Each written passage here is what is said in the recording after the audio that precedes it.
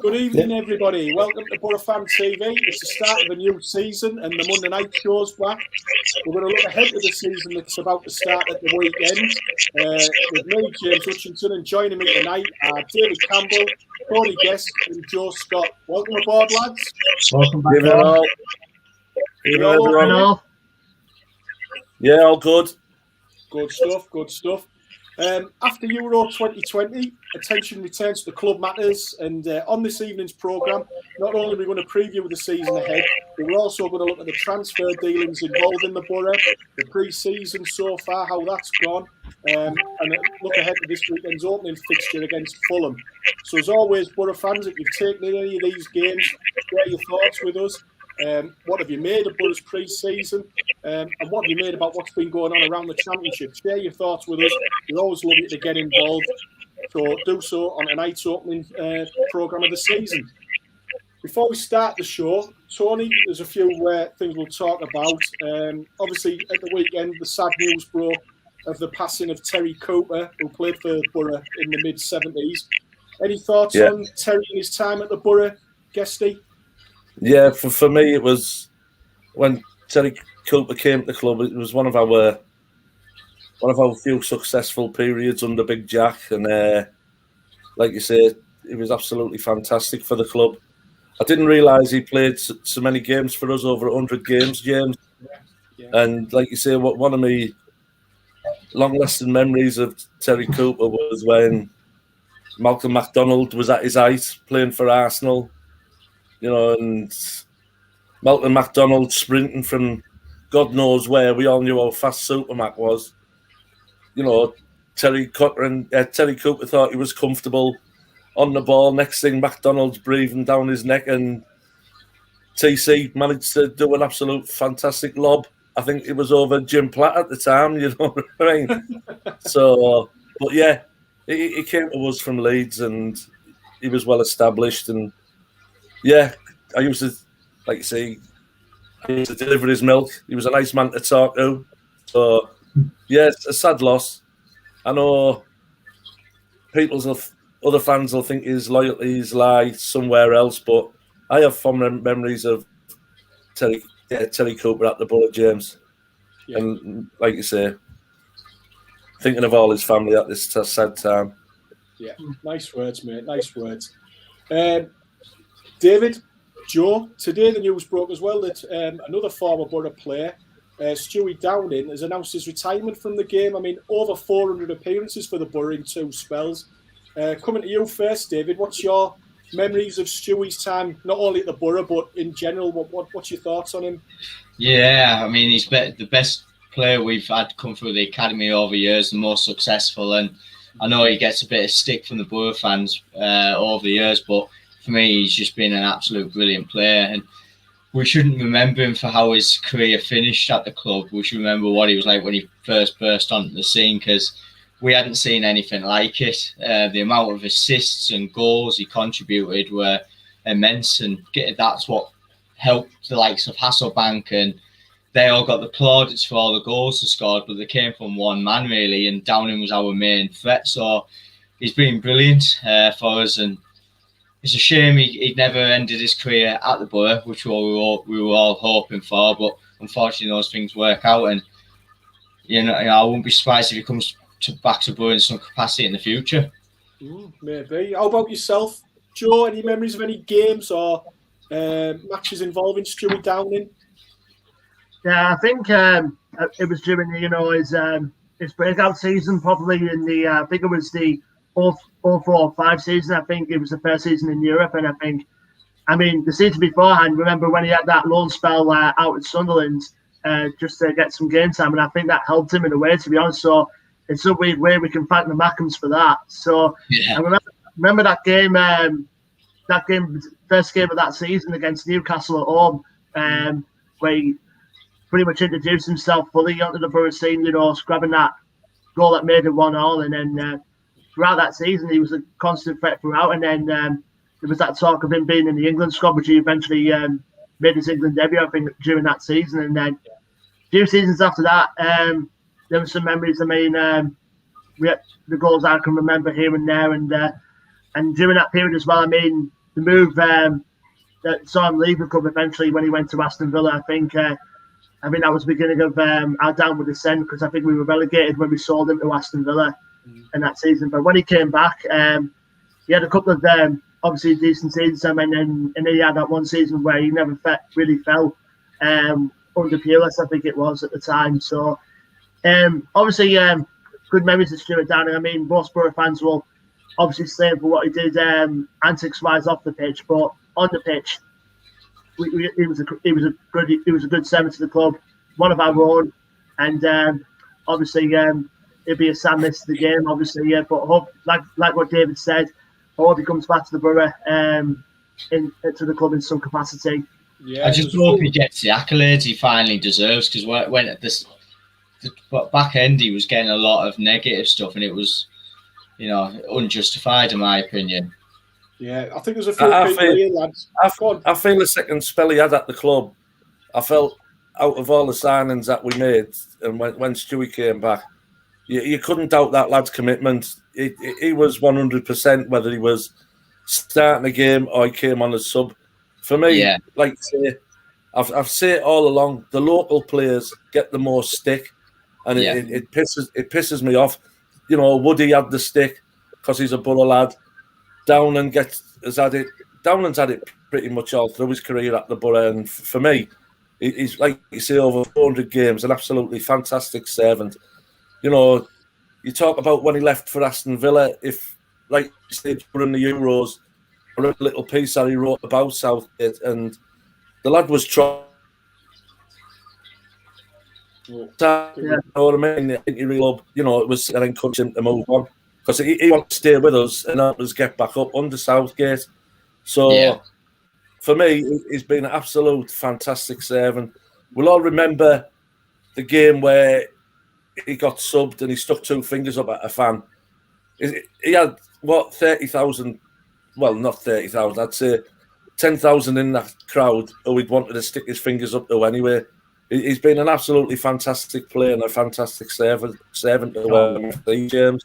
Yeah, I think the overall feedback we're getting on the show tonight from people is that they look back at his time as a whole and they're saying what a legend he was. And Patrick Wheatley saying, I hope he comes back to be part of the coaching team. I saw Ibby making nice comments. Damon LaRoche mentioned about the 8-1 goal against Man City, the volley with the outside of the foot.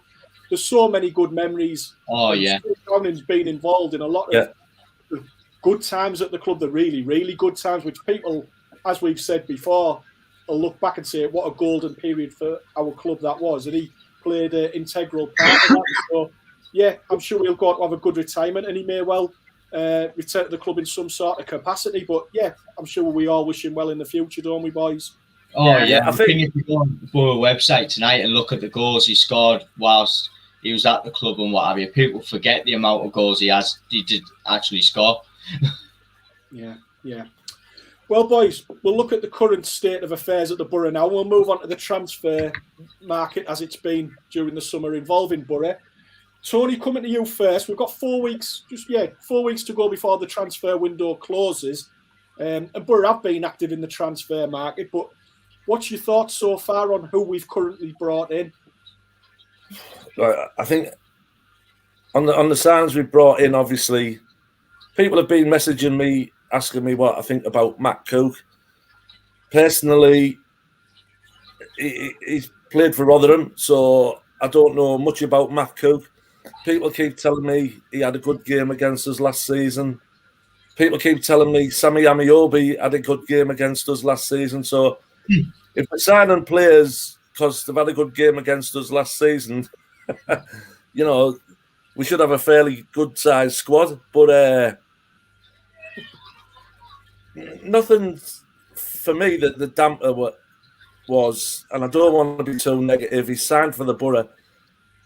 I think that set the standard when we signed Sammy Amiobi, and I don't think the bar's been raised yet since we signed him. I think, the club's got no money. There seems to be a lot of old pals pack going on again at the moment with Bamber and Patterson from Cardiff. So till we kick the season off and we see these players if they're signing up for the first 5 or 10 games.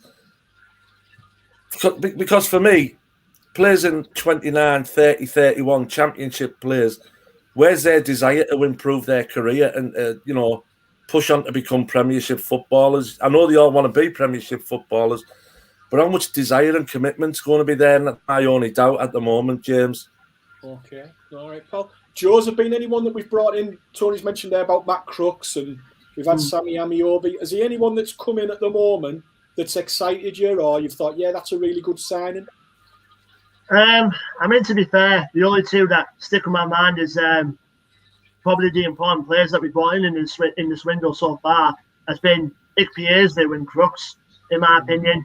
I mean, Ikpeazu, I think, as a forward, obviously we're short on forwards at the moment, but like it's one of them, like say with Crooks, he impressed last season against us, particularly away, and he's the sort of like the unit forward. From what I've seen in pre-season, both with him and Duncan Watmore have been working well, but I think he needs that other forward to occupy him to play alongside. And Crooks is a typical Warnock player. I think, for what he did at Rotherham last season, I think, he's that big, versatile midfielder. He can play across the midfield, or can play as like a number 10, play behind the striker.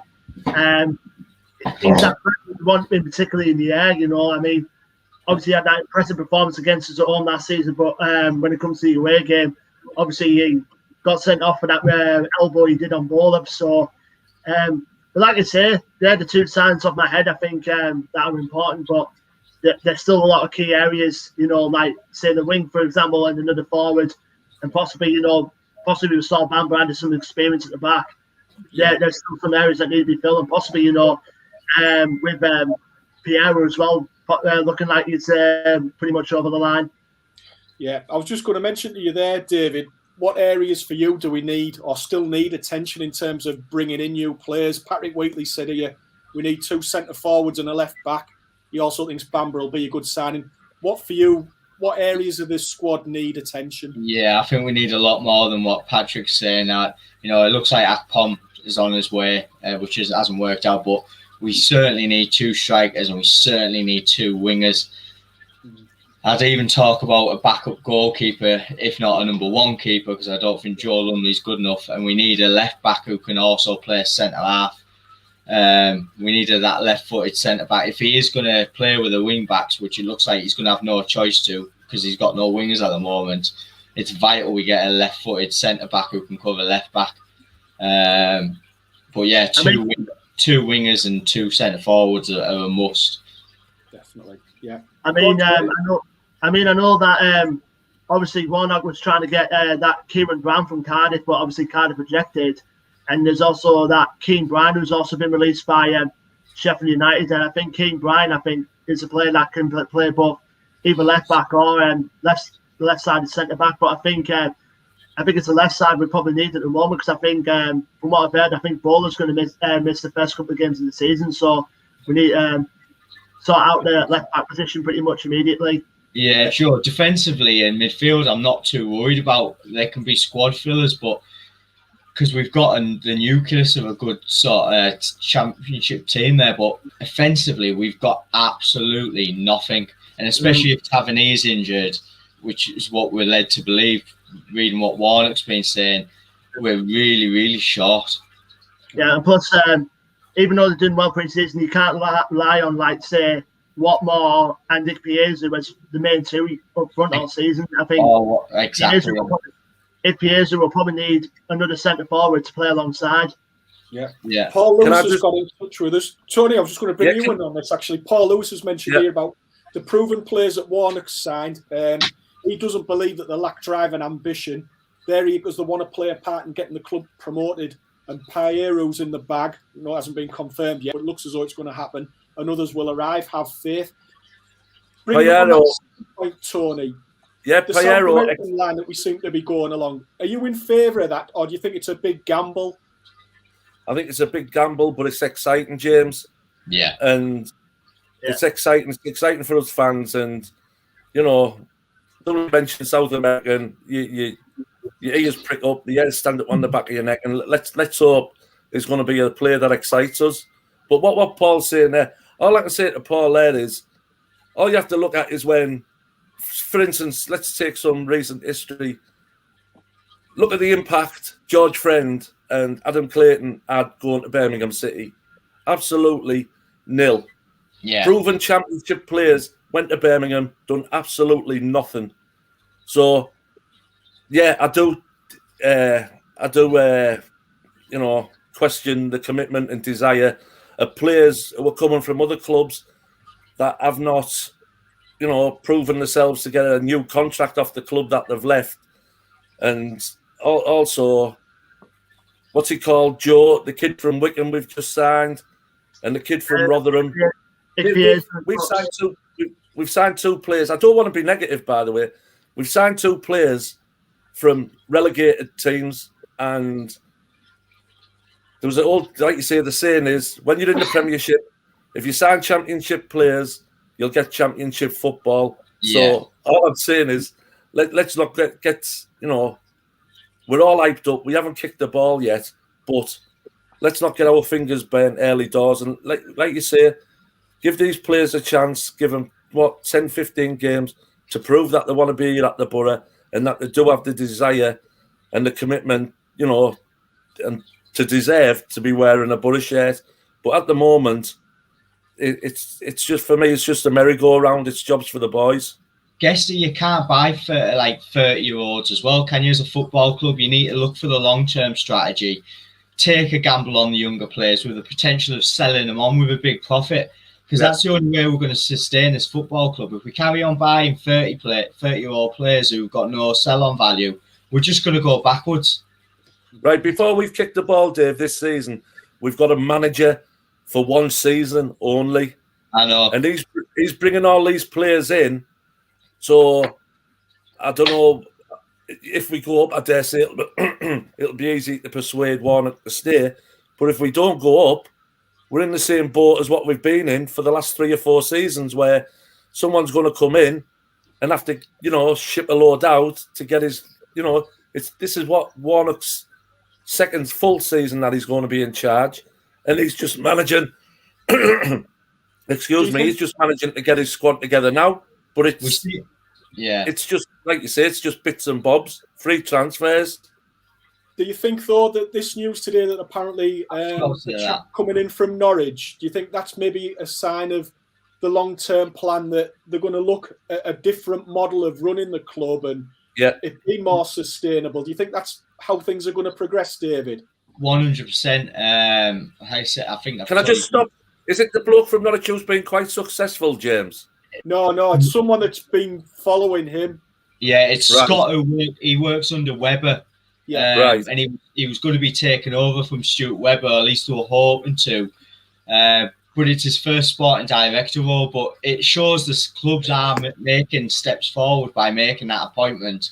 Mm-hmm. And he'll want to be heavily involved with all strategies and transfers. And I think, dare say, he'll be looking beyond Warnock as well. He'll be involved in the bringing a new manager in. So I'm quite excited regarding that. Yeah, I agree, David, 100%. Before we move on about transfer and stuff like that, I'm just going to mention, Joe, a lot of all last season's loanees, they've all returned to the previous clubs. And you've got the likes of Assombalonga, Fletcher, Saville, Johnson, they've all departed.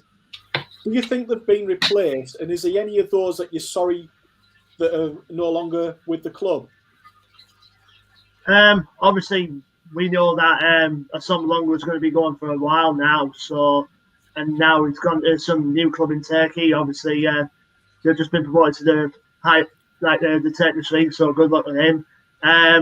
Fletcher, obviously money talks of him going to Watford.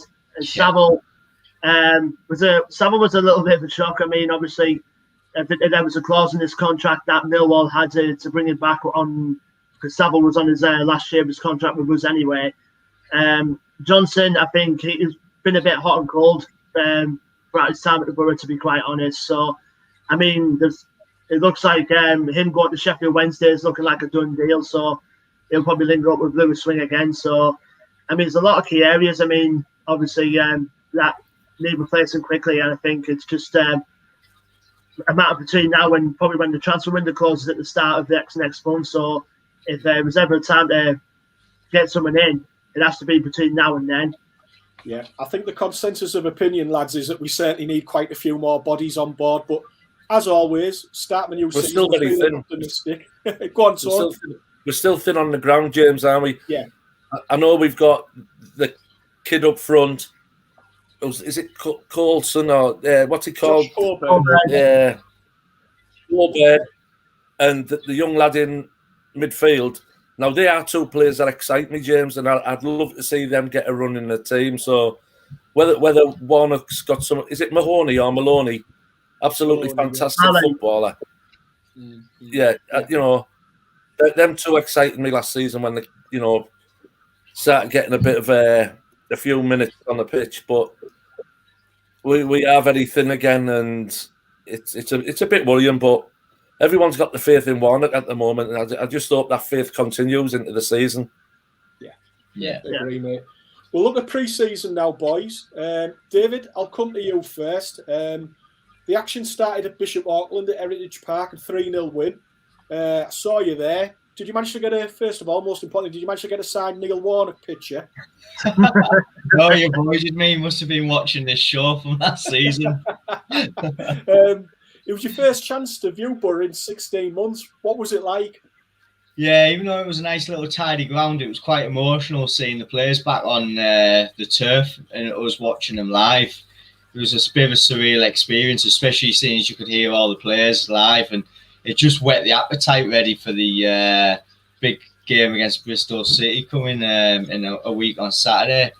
But yeah, in regards to pre-season, I mean, people talk about the York defeat. It's all about fitness, but it has highlighted how thin on the ground we are, that we've had to play wing backs against the likes of Saltash United because we just haven't got offensive players to put in the team. I mean, if that doesn't highlight where we're thin and where we need to improve, then nothing will. No, fair point, mate. But I was just going to mention about that trip southwest, Tony. I mean, Warnock took the squad down to Devon again. They had the triple header against Salt Ashes, David mentioned Tavistock and Plymouth. What's your train of thought on the standard of opposition that Boro's played in pre-season? Do you think it's, like David says, just a matter of fitness, or are you a little bit concerned that we might be maybe undercooked for the start of a championship season? God, I thought England were undercooked for the start of the Euros, you know what I mean, James? And look what happened there. It just seems the norm at the moment for us, James. Do you know what I mean? Like you say, we're not lucky enough to have a home game pre-season friendly this season. So, yeah, the level of opposition, you know, it is poor, but it's just getting some yards into the lads' legs, I think, James. You know what I mean? And you know, basically at the moment, we've still got the nucleus of what we finished the season with last season, and I think Warnock just wants to have a look at you know, some of the fringe players, some of the young lads, and to see what they're like. But like you say, the opposition for me doesn't really matter in pre-season friendlies. There was times when we used to have competitions and the games had a semi-meaning about them, but for me, they're just training exercises for me, James. But like, what game did I watch the other week? The York game, when McNair missed the penalty. Then I think he made about 7 or 8 changes. You know what I mean? Straight after. Yeah. And with it being streamed on YouTube, I didn't have a clue who was coming on or going off. Well, to be fair, I didn't even realise who the first goal scorer for us first until I realised when I saw him bottom of it was Fry. Like I say, it wasn't the fitness. So I think that for the pre-season, it's all about making sure your players gel. And if we start the new season and we're still 5 players to add after pre-season finished, sometimes you're playing catch-up, aren't you? So pre-season can work in your favour if you've got a lot of new signings at one given time. True. Yeah. I dare say, though, David, there'll be a lot of teams in that position which are probably nowhere near the final 11 or what's going to be up more often than not their starting 11 at the minute. There's still a lot of business to be done throughout the championship, I would say. Yeah, it's just frustrating, isn't it, when you think you could get one step ahead of the game and getting every player's gelled, and we seem to be making the same mistakes where we're leaving it late. Mm-hmm. Mm-hmm. And Joe, you mentioned there about the York game. Boro made the first visit down to the York Community Stadium last week. Do you think Neil Warnock will have been concerned about the defeat, or brush it off and just say it's part of pre-season?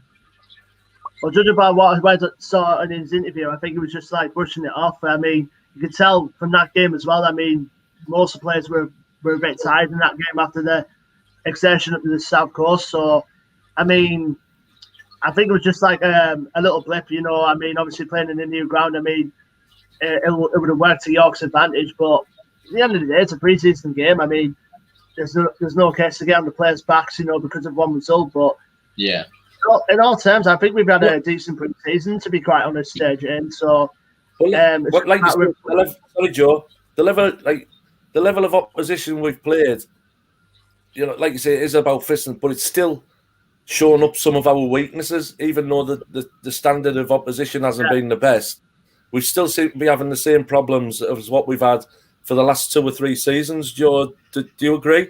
Like, you know, not enough players in strike going forward, not scoring enough goals to see teams off.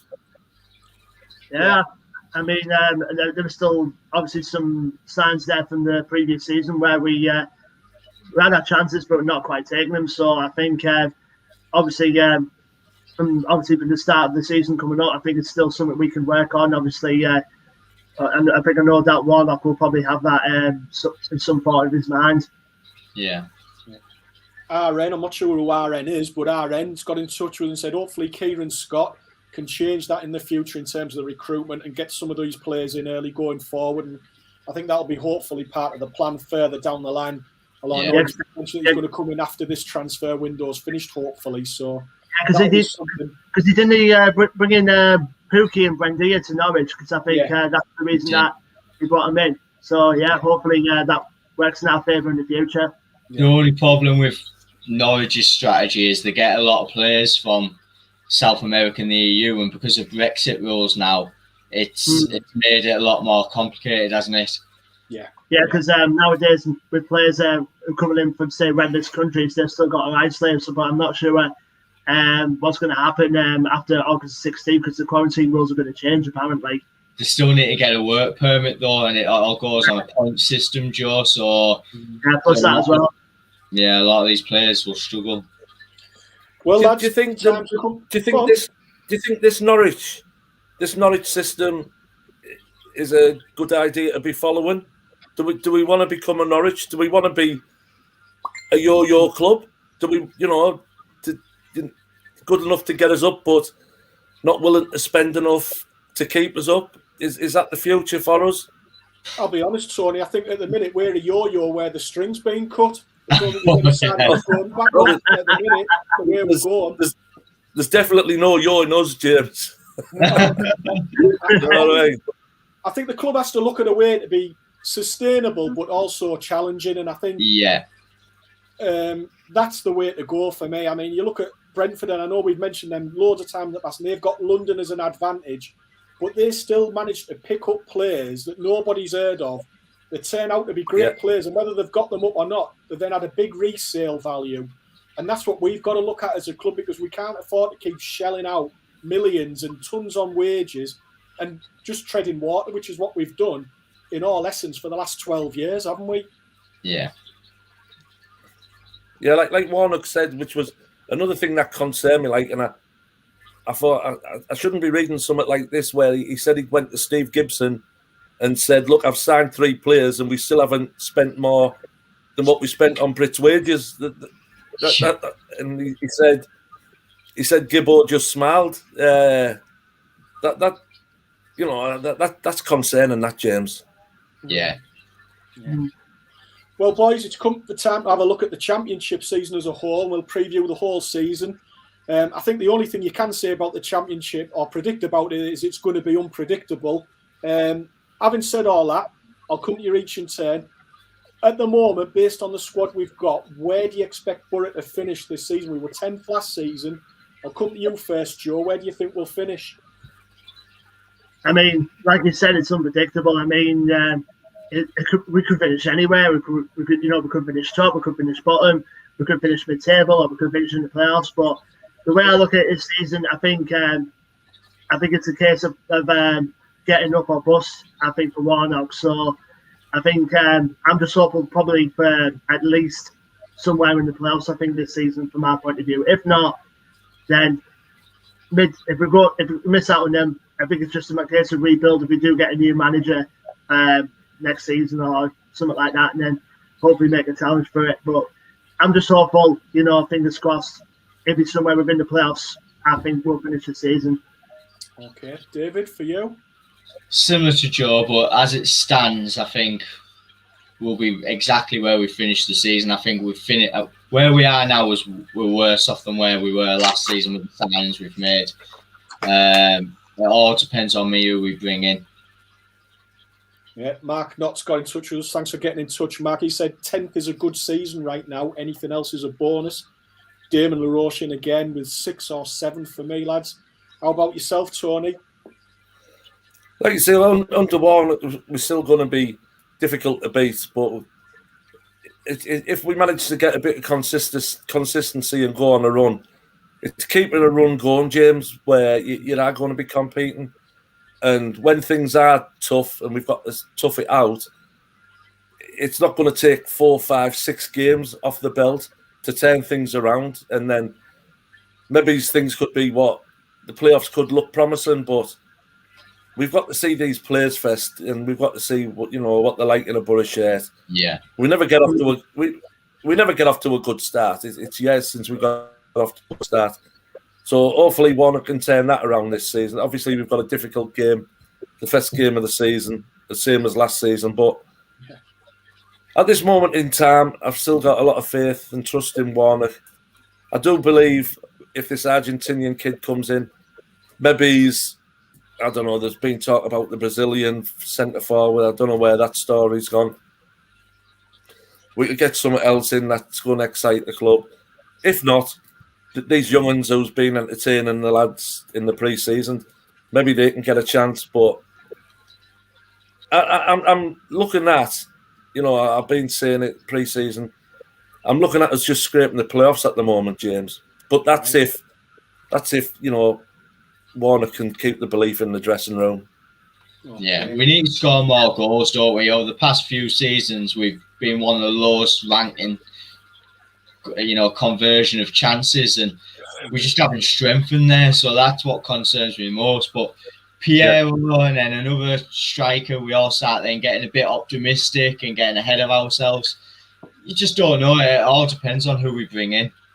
Yeah. Yeah, there's another 45 clubs fans thinking the same as us, Dave. You know what I mean? Yeah. So Ashley Hatton's there saying a goal scorer will get us into the playoffs. Michael Pellin, our position will be determined by hopefully a couple of signings, probably playoffs.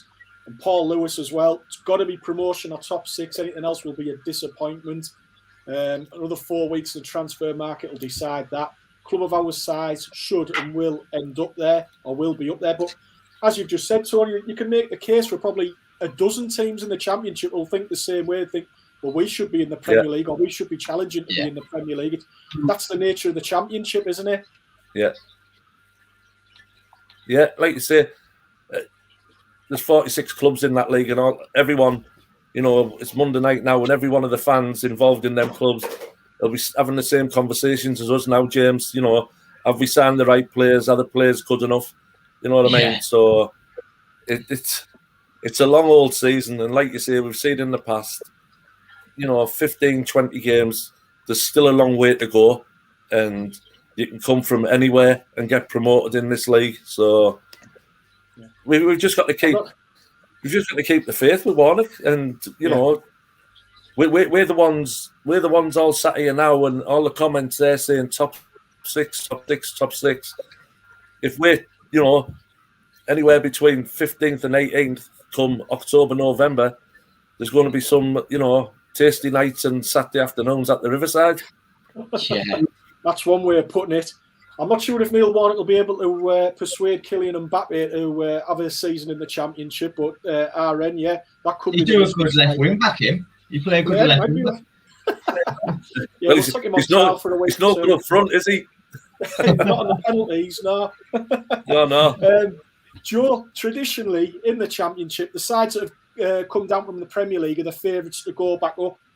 Norwich and Watford took 2 of the 3 promotion spots last year. Do you see Fulham, West Brom, Sheffield United being the teams to beat this year?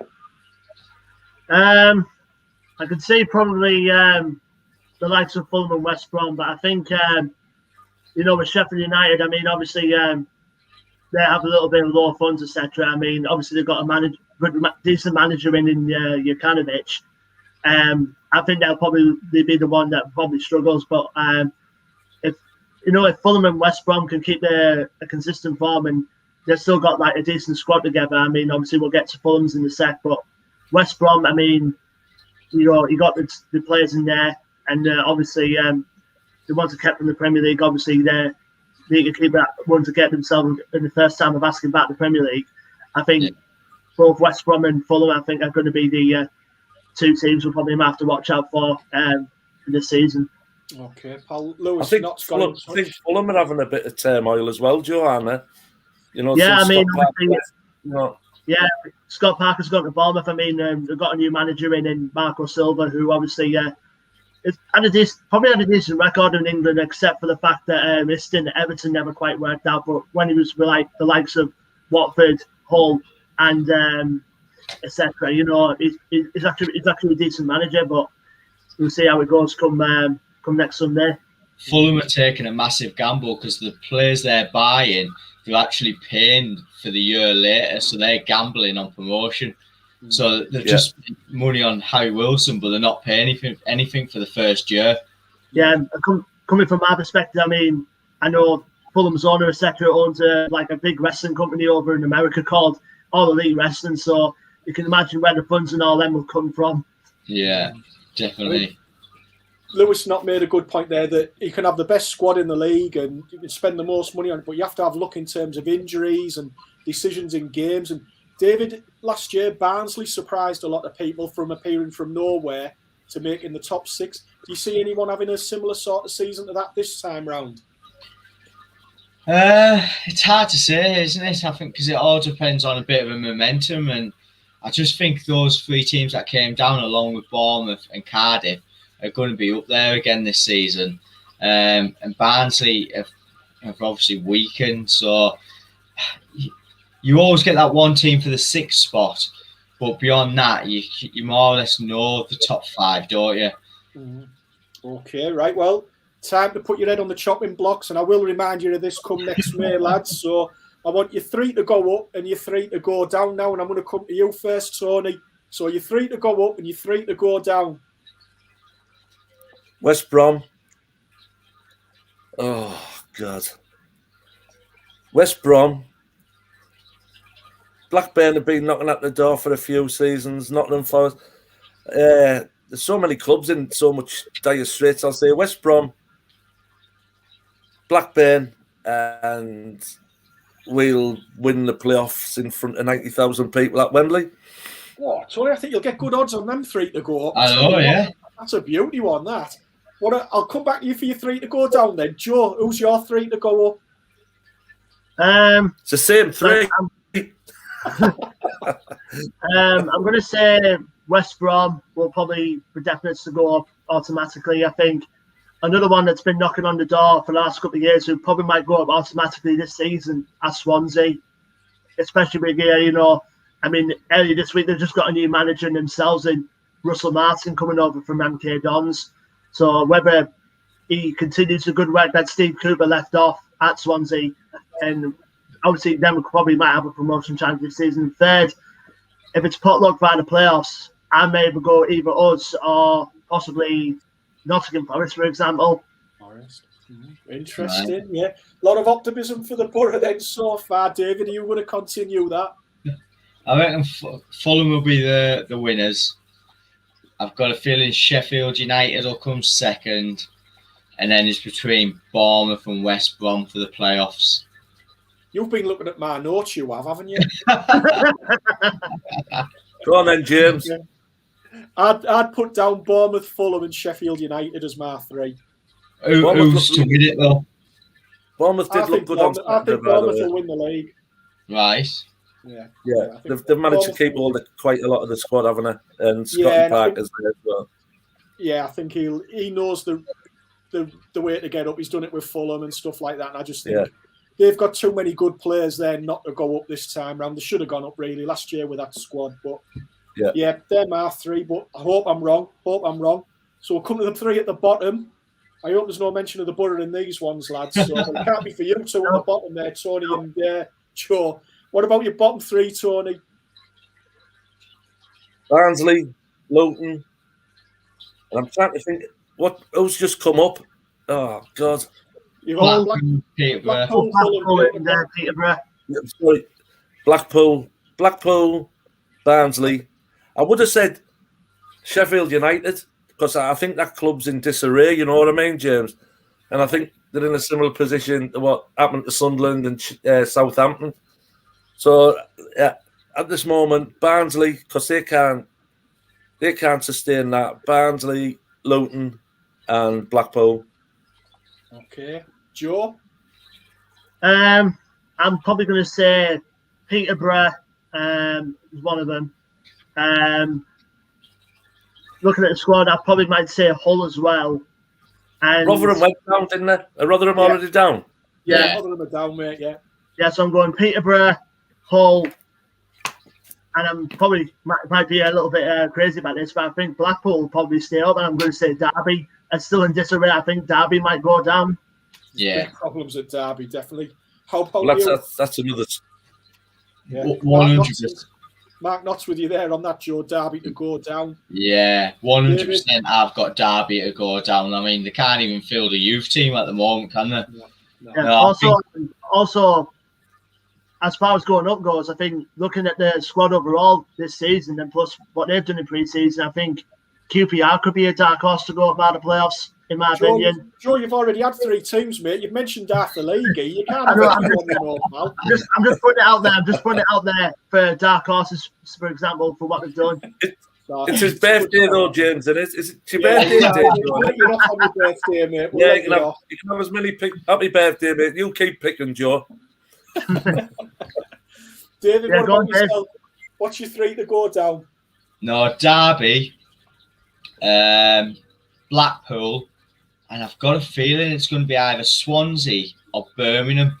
I mean, Swansea have lost the manager, they've lost Ayew, they've lost some key players. The loans have gone back.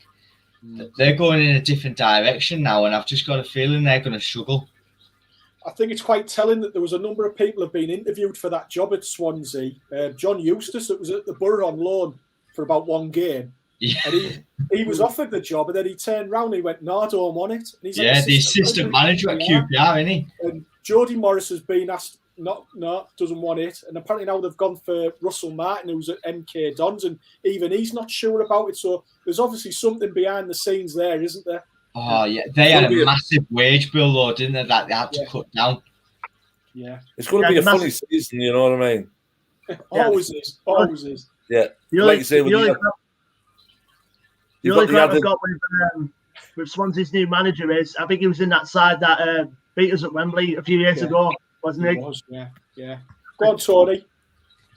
Like you say, the way the season hasn't even started, and already you've got what's going on at Derby, what's going on at Swansea. There's a lot of clubs seem to be having quite a lot of turmoil. What's going on at Sheffield United, and it's you look back to, you know, these games are still difficult to win. Look, when we went to Charlton, when Karanka went walkabout, and there was that club was in total disarray. They shot a few tennis balls or whatever it was. But I think it was Rubber Ducks one, yes. Yeah, that's it. They still managed to beat us, you know what I mean? Yeah. So it's mad. I mean, Gibson gets his critics, but there's a lot, from what I've heard, there's a lot of clubs, half a dozen who are on the edge of FFP, and they're relying on players going out.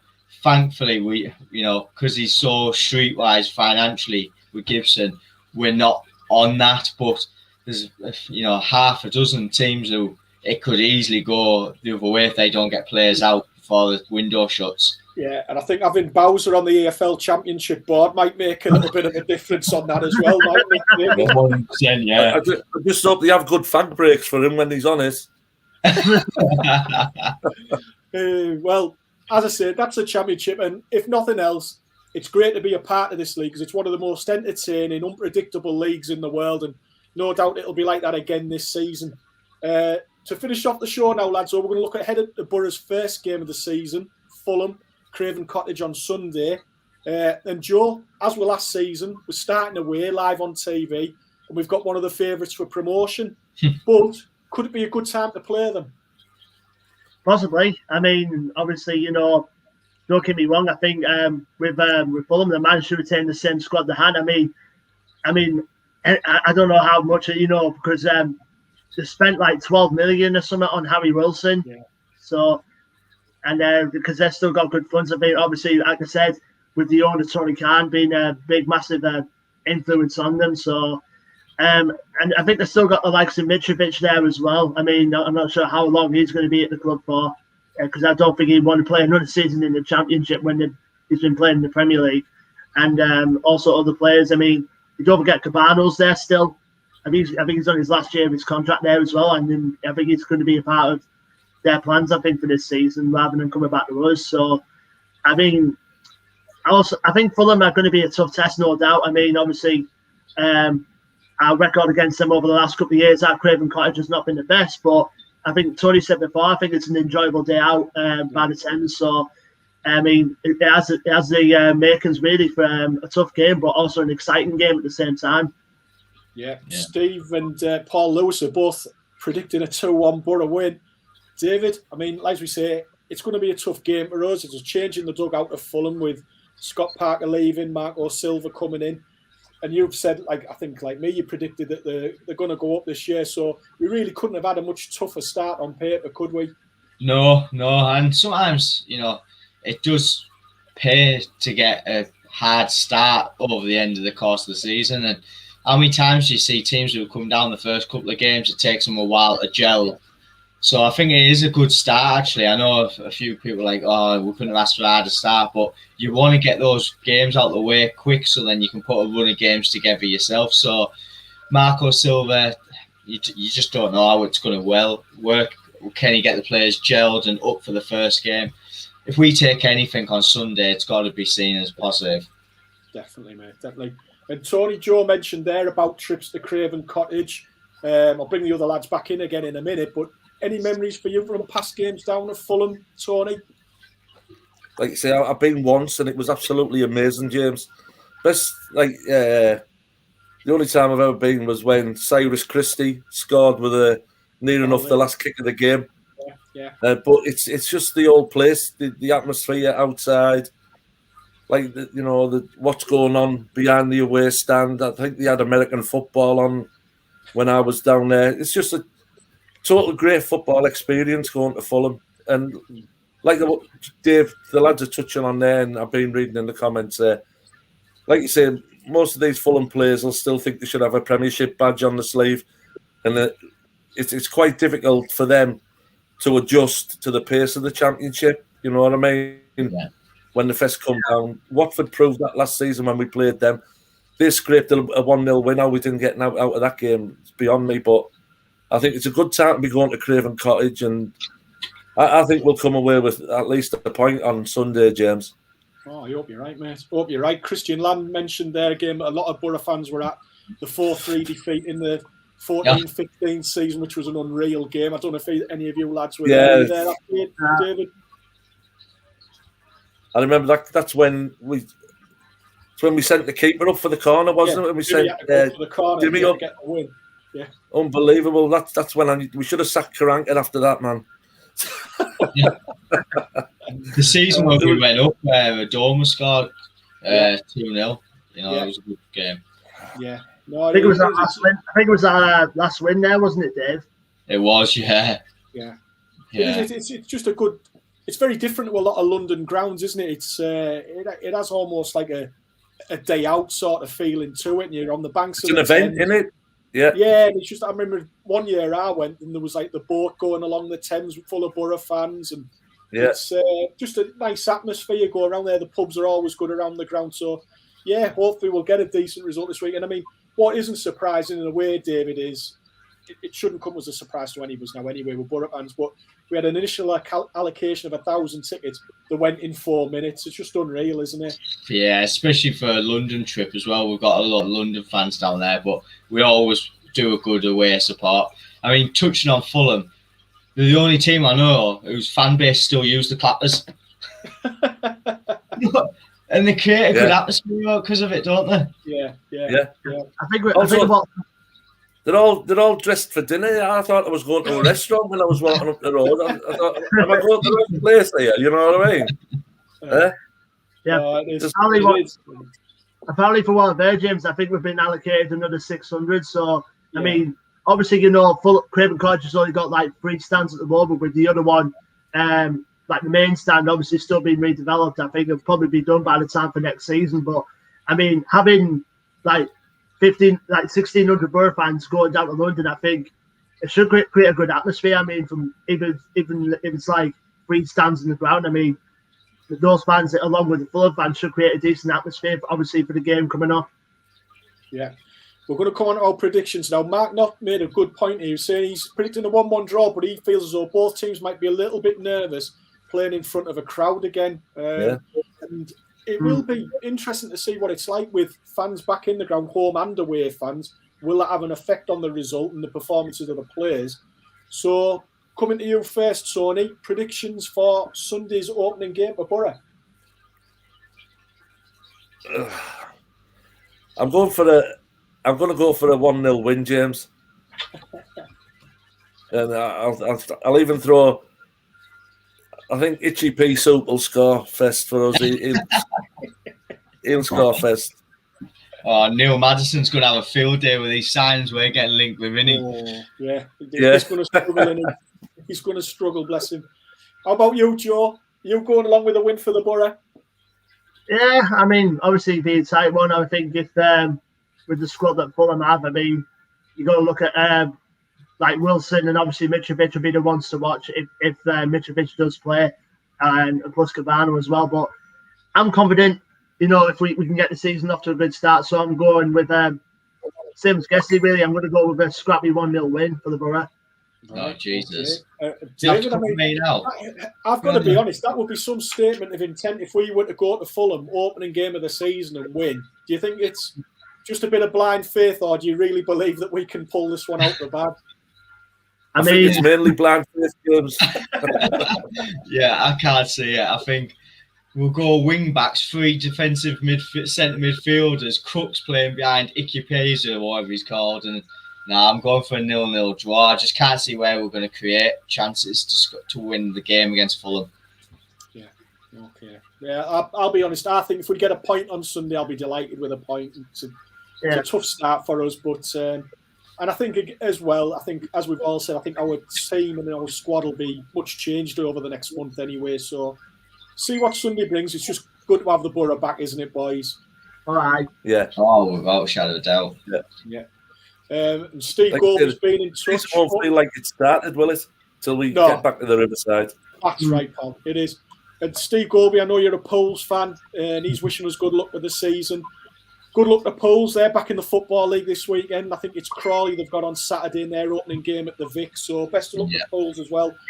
I might even North East teams though, because I don't mean that. So I mean in my spare time I might take in a few Poles games this season. Yeah. No, good luck to Poles. I hope they do well this season. So, everybody, that's all we've got time for tonight. Now we're opening Monday night show this season. My thanks go out to Tony, David and Joe for joining me. Thanks again, boys. No worries, man. No worries.